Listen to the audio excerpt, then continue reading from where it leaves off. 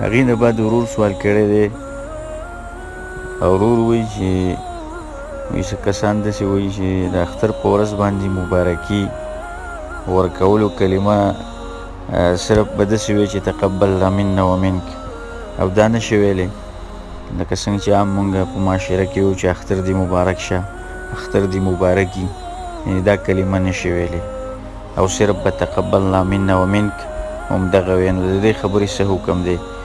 الجواب بالله المستعان. د اختر مبارکي دا یو مباح کار دی.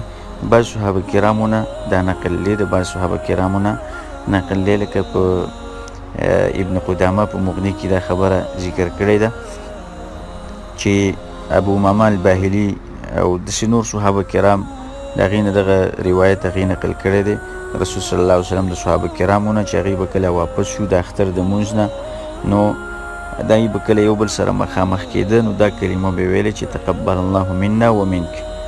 او دا سند صحیح سند دی. امام احمد رحمه الله وی چې حدیث د ابي امامه اسناده جید، صحیح سند دی د دې حدیث.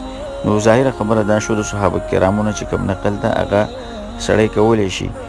اوس په دې کې دا عرف ته دا خبره حواله شوې ده، عرف ته حواله شوې ده. نو په دې باب کې پراخي ده.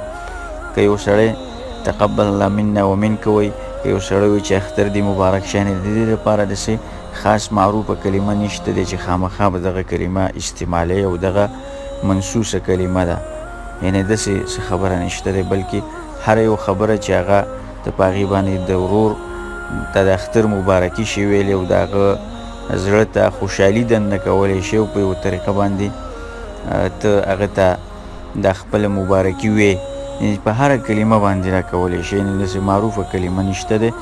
نو واضحه شوه دا خبره چې زموږ عام معاشره کې چې کوم استعمالیږي چې اختر دې مبارک شه، اختر دې مبارکي، یعنې دا کلمات هم شي ویلې، په دې کې څه حرج نشته دی. والله اعلم.